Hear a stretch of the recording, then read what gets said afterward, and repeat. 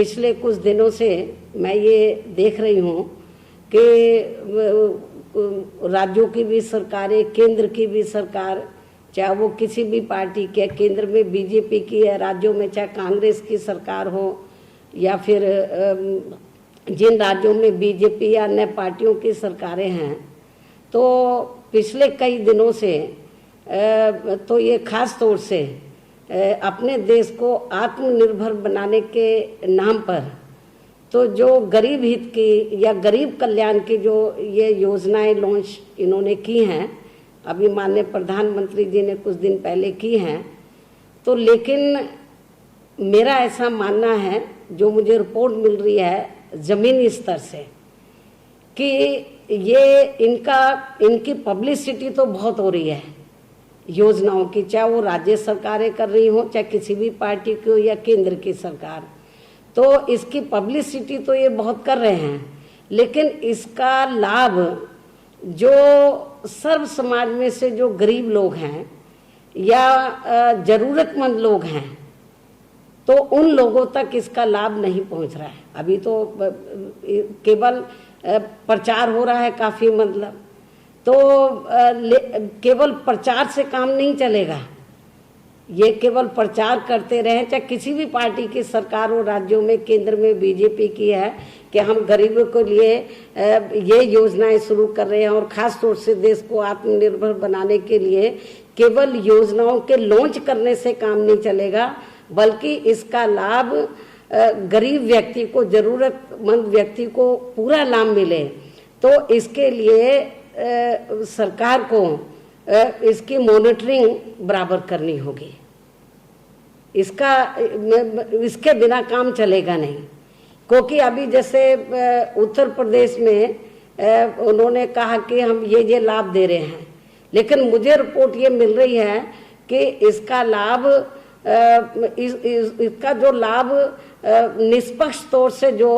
गरीब और ज़रूरतमंद लोगों को मिलना चाहिए वो नहीं मिल रहा है। रिपोर्ट ये मिल रही है ज़्यादातर जिस पार्टी की सरकार है वो अपने लोगों को लाभ दे रही है, दूसरी पार्टी के लोगों को इसका लाभ ज़्यादा नहीं मिल रहा है, चाहे वो गरीब, जबकि इन योजनाओं का दलगत राजनीति से ऊपर उठकर गरीब और मजलूमों का, जो गरीब लोग हैं, ज़रूरतमंद लोग हैं, उनको फ़ायदा पहुंचना चाहिए, वो बराबर नहीं मिल रहा है। तो इसलिए जो हमें शिकायतें मिल रही हैं कि इसका लाभ केवल सत्ता पक्ष, चाहे वो कांग्रेस की सरकार हो, चाहे वो किसी भी राज्य में बीजेपी की हो या अन्य पार्टी की हो, तो जो पार्टी पावर में है तो राज्यों में वो अपने लोगों को लाभ दे रही है, लेकिन जो दूसरी पार्टी के लोग हैं उनको बराबर लाभ नहीं मिल रहा है। तो मेरे ख्याल इसकी तरफ भी सरकारों को ध्यान देने की ज़रूरत है। इसके अलावा मैं आज ये भी स्पष्ट कर देना चाहती हूँ कि बहुजन समाज पार्टी जो बनी है, तो वो इस देश में जो दबे कुचले लोग हैं, करोड़ों की तादाद में दबे कुचले लोग हैं, आदिवासी लोग हैं, पिछड़े वर्ग के लोग हैं, या इनमें से जो कन्वर्टेड माइनॉरिटीज़ के लोग हैं, तो जिनकी इस आर्थिक स्थिति बहुत ज़्यादा खराब थी, मतलब अभी भी खराब है, तो उनके हित के लिए ये पार्टी बनी है। और आपको ये मालूम है जब ये पार्टी बनी थी तो उस समय कांग्रेस पार्टी पावर में थी, केंद्र में भी और ज़्यादातर राज्यों में, और यदि कांग्रेस पार्टी ने इन वर्गों के हितों के लिए कुछ कार्य किया होता तो हमें बीएसपी बनाने की ज़रूरत नहीं पड़ती, और ना ही फिर बाबा साहब डॉक्टर अंबेडकर को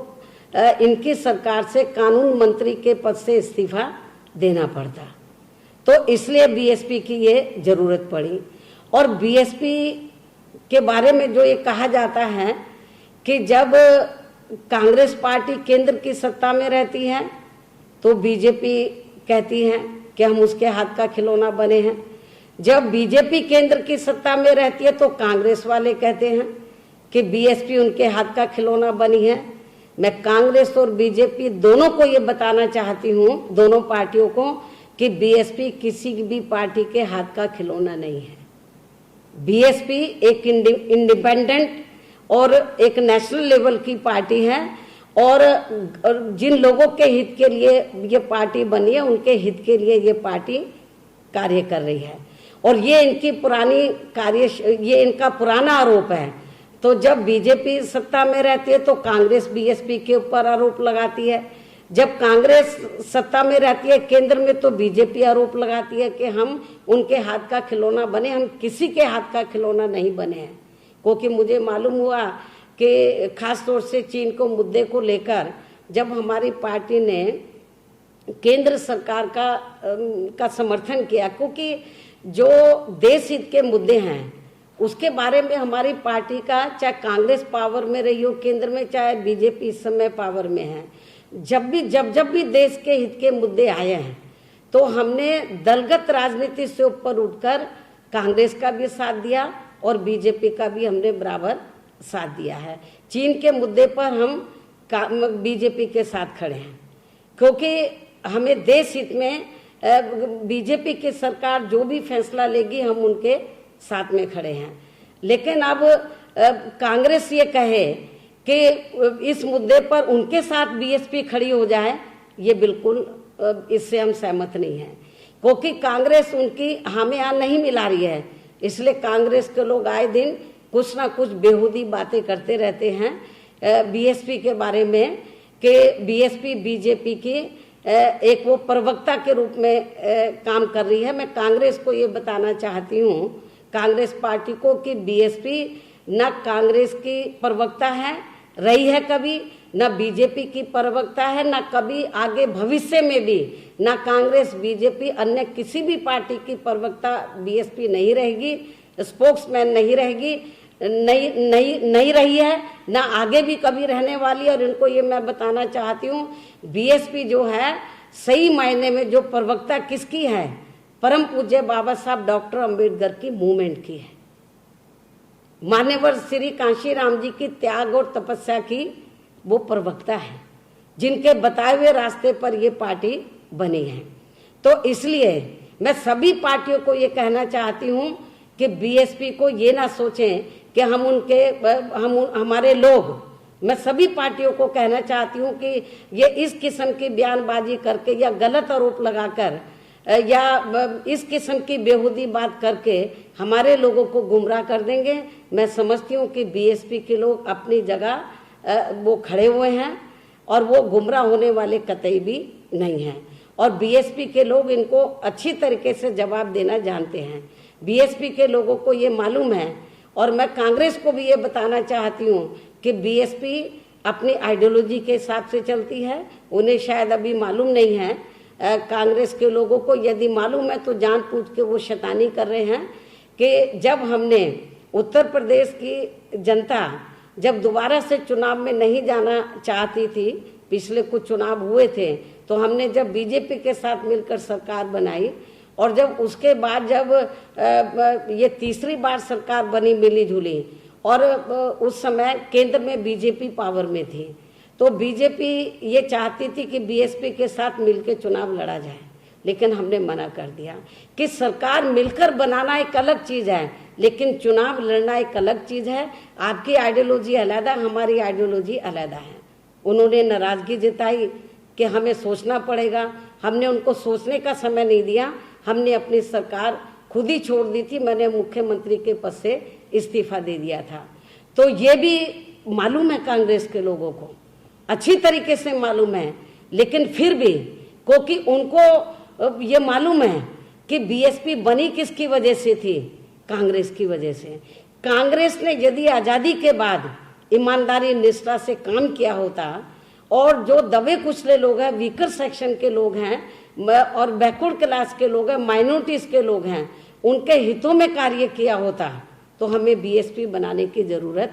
नहीं पड़ती। ना तो उनका आरक्षण का कोटा इन्होंने पूरा किया, और ना ही इनकी आर्थिक स्थिति को मजबूत किया। और ये कोरोना महामारी ये जो इस समय फैली हुई है पूरी दुनिया में, अपने देश में भी,